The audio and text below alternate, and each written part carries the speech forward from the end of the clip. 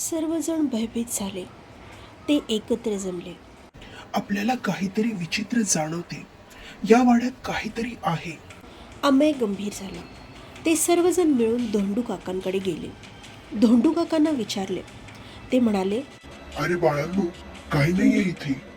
हे तुमच्या मनाचे खेळ असतील. असं बोलून खरं बोलायचं त्यांनी टाळलं.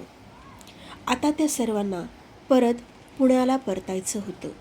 पण शेवटच्या रात्री ती स्त्री पुन्हा दिसली. सगळ्यांना तिचा भयानक अवतार दिसला. वाड्यातला मोठा दरवाजा आपोआप बंद झाला. अंधार, किंचाळा आणि धडधडत्या पावलांचा आवाज वाड्यात घुमू लागला. धोंडू काका! निवेद ओरडला. ते आले. त्यांनीही आता भयानक दृश्य पाहिलं. त्यांना आपली चूक लक्षात आली आणि त्यांनी एक पुरातन कागद दाखवला. खरं सांगतो, या वाड्यात एका मुलीवर काही बाहेरून आलेल्या लोकांनी अत्याचार केला होता. ती इथेच मेली आणि तिचा आत्मा इथेच अडकून पडलाय. ती मुलगी म्हणजे नुपूर सरदेसाई. लहानपणीच तिचे आईवडील वारले होते. तिचा सांभाळ तिचे मामा करायचे. मामाला 2 मुलेच होती, मुलगी नव्हती. पण नुपूरने त्यांच्या मुलीची जागा भरून काढली होती. नुपूरने आपले प्राथमिक शिक्षण गावातच पूर्ण केले. पण उच्च शिक्षणासाठी मामाने तिला शहरात पाठवले. सुट्टी लागली की नुपूर गावी येत असे. शहरात ती आर्किटेक्चर शिकता शिकताच डान्स क्लासलाही जायची. ती कथ्थक नृत्य करत होती. गावी आल्यावर आसपासच्या मुलींना ती मोफत नृत्य शिकवायची.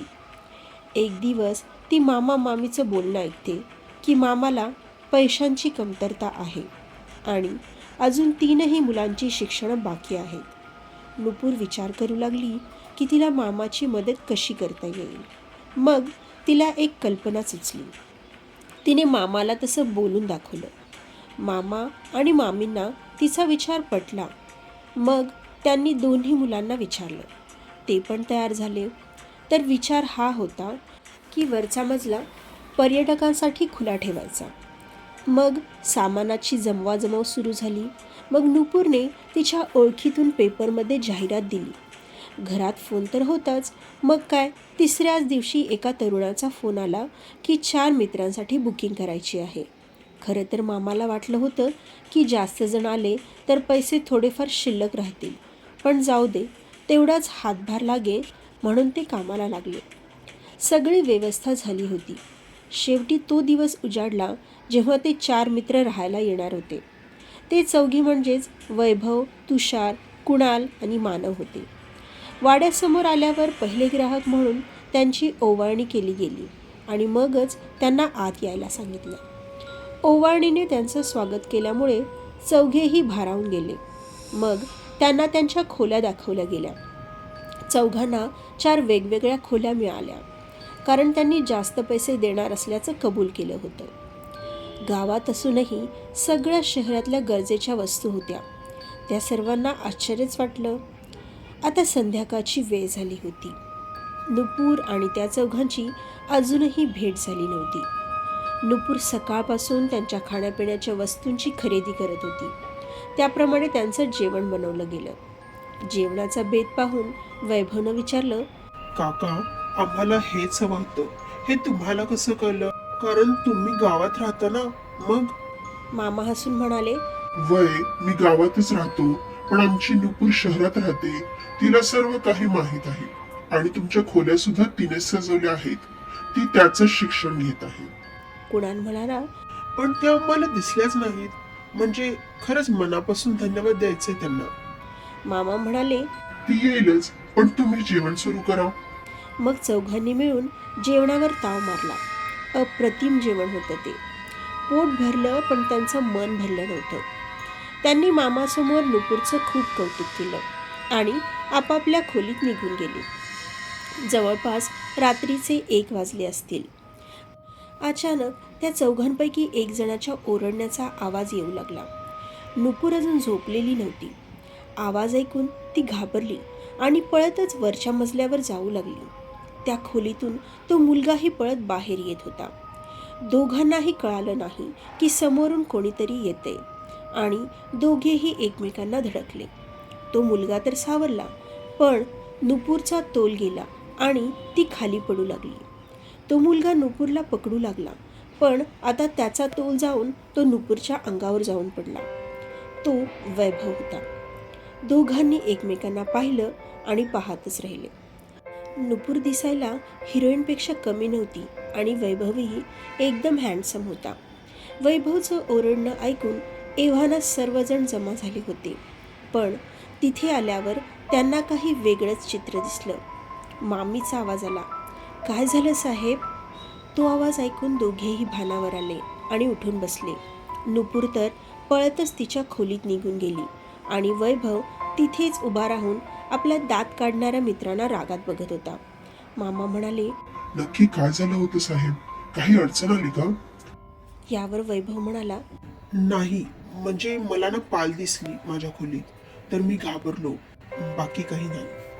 मामा हसून म्हणाले, अहो साहेब, गावात झाडांमुळे पाली जास्त असतात. तुम्ही आज एक दिवस तुमच्या एका मित्राकडे झोपा. मी नुपूरला सांगून पालीचा बंदोबस्त करतो. एवढं बोलून ते निघून जातात. मागे ते 4 जणच राहतात. तिघेही वैभवला चिडवू लागतात. खरंच रे, इथे खूप मोठी पाल आहे, तेही सुंदर पाल. वैभव त्यांच्याकडे दुर्लक्ष करत तुषारच्या खोलीत झोपायला जातो. दुसऱ्या दिवसापासून त्या चौघांचं रुटीन एकदम मस्त चालू होतं. ते चौघे 15 दिवसांसाठी राहायला आले होते. ह्या दिवसात वैभव आणि नुपूर एकमेकांकडे आकर्षित झाले होते. एक दिवस मामा मामी बाजारात गेले होते. दोन्ही मुले खेळायला गेली होती. नुपूर तिच्या खोलीत कथ्थक करत होती. तेवढ्यात तिथे वैभव आला आणि तिला पाहतच राहिला. तिला वाटलं तिला कोणीतरी पाहतंय, म्हणून तिने मागे पाहिलं तर वैभव हातात गुलाबाचं फूल घेऊन एका गुडघ्यावर बसला होता. तिने नजरेनेच हे काय आहे असं विचारलं तर तो म्हणाला, माझं प्रेम आहे तुझ्यावर नुपूर, माझी होशील कायमची. नुपूरला तर विश्वास बसला नाही, पण तिच्याही तोंडून होकार निघाला आणि तिने ते गुलाब स्वीकारलं. वैभवने तिच्या नृत्याची तारीफ केली आणि नुपूर छान लाजली. आता वैभव रूममध्ये आला. तिथे ते तिघे आधीपासूनच होते. तो येताच कुणाल म्हणाला, शेवटी पाल पटलीच वाटतं. मानव पण त्याला चिडवू लागला. वैभव म्हणाला, वैभवला जी मुलगी हवी आहे ती मुलगी त्याला मिळणार नाही, असं कधी झालंय? मग तिघेही हसू लागले. पण तुषार गंभीर होत म्हणाला, हे बघ वैभव, ती साधी निरागस मुलगी आहे, तिच्या मनाशी खेळू नकोस. वैभव म्हणाला, पैसे फेकले की कोणतीही निरागस मुलगी आपलं सर्वस्व द्यायला तयार होते. हे ऐकून तुषारला खूप राग येतो आणि तो बाहेर निघून जातो. त्यांचे सर्व बोलणं नुपूर ऐकते आणि त्या तिघांसमोर येते आणि म्हणते, आत्ताच्या आत्ता जर का तुम्ही हा वाडा सोडला नाही तर मी मामाला सर्व काही सांगेन. तिला पाहून वैभव एकदम घाबरतो आणि तिच्या जवळ जाऊन तिचा हात पकडून तिला समजावू लागतो. पण ती इतकी रागात असते की त्याचा हात जोरात झटकते आणि एक जोरदार कानाखाली वाजवते. अचानक झालेल्या ह्या घटनेने तो एकदम मागे पडतो. नुपूर लगेच जाऊ लागते, पण वैभव मागून तिचे केस पकडून तिला आपल्याकडे ओढतो. मानवला इशारा करून दार बंद करायला सांगतो आणि कुणालला तिला पकडायला सांगतो. नुपूर खूप घाबरते, माफी मागू लागते, पण त्यांनी तिला जाऊ दिलं नाही. मग एक एक करून तिच्यावर अत्याचार केला आणि शेवटी गळा दाबून तिला मारून टाकलं, जेणेकरून ती कोणालाच काही सांगणार नाही. मग तिघांनी तिच्या शवाला बेडशीटमध्ये गुंडाळून त्याच बेडखाली तशाच अवस्थेस ठेवलं आणि लगेच सामान पॅक करून जाण्याची तयारी करू लागले. तेवढ्यात मामा मामी आले. त्यांच्या भरलेल्या बॅगा पाहून त्यांना विचारू लागले. यावर वैभव म्हणाला, माझ्या घरातून फोन आलाय, लवकर निघालं पाहिजे, आईची तब्येत बिघडली आहे. त्याने तुषारलाही तेच सांगितलं. त्यामुळे तोही तयार झाला होता. मामाही काही बोलले नाहीत. वैभवने बोलीपेक्षा जरा जास्तच पैसे दिले आणि मग ते चौघे घाईघाईत निघून गेले. ते गेल्यावर मामा नुपूरला आवाज देत होते, पण तिचा काहीच आवाज आला नाही. त्यांना वाटलं त्यांच्या मुलांसोबत आहे, पण जेव्हा मुले घरी परत आली तेव्हा त्यांच्यासोबत नुपूर नव्हतीच. मामीचा जीव घाबराघुबरा झाला. सगळेजण तिला शोधू लागले, पण ती सापडलीच नाही. आता रात्र झाली होती, पण नुपूर कुठेच सापडत नव्हती. मामाची 2 मुलं वरच्या मजल्यावर चेंडूने खेळत होती. नेमके ते वैभव थांबलेल्या खोलीत खेळत होते. खेळता खेळता चेंडू बेडखाली गेला. दोघेही खाली वाकून चेंडू शोधू लागले, पण नुपूरचा हात त्यांच्या हातात आला. त्यांनी नीट पाहिलं तर तिचे डोळे उघडेच होते. ते घाबरले आणि ओरडू लागले. मामा मामी घाबरून पळतच वरच्या मजल्यावर आले. पाहतात तर काय, नुपूर होती, ते पण मरण पावलेली. घरात आक्रोश सुरू झाला. ही बातमी वादळासारखी पसरली. पोलीस चौकशीत कळलं की तिच्यावर एकापेक्षा अधिक जणांनी अत्याचार केला आहे. गावातली लोक नुपूरलाच दोष देऊ लागले. तिच्या चारित्र्यावर संशय घेऊ लागले. मामाला हे सर्व असह्य झालं आणि तो परिवारासोबत गाव सोडून गेला. काही दिवसांनी त्याने तो वाडा शहरातल्या एका माणसाला विकला. त्या माणसाने तो वाडा पर्यटकांच्या दृष्टीने सजवला.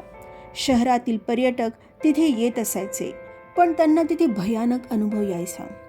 काही जण गायब व्हायचे तर काही जण खूप आजारी पडायचे. तो वाडा आता बदनाम होऊ लागला. म्हणून त्या वाड्याच्या मालकाने तो वाडा एका एजन्सीला विकला.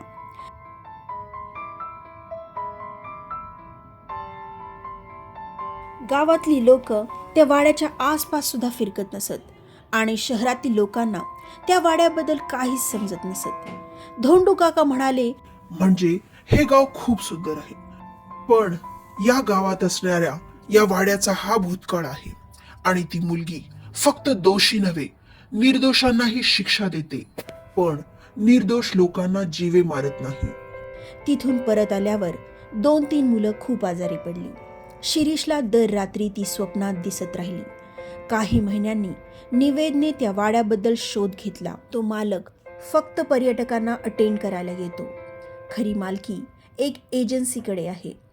आजही जर कोणी त्या वाड्यात थांबतो तर तिला शांत ठेवण्यासाठी तुमचं मन आणि कृती दोन्ही शुद्ध हवीत, नाहीतर ती पुन्हा येते आणि मागे तिथे जिथे तिला मारलं गेलं.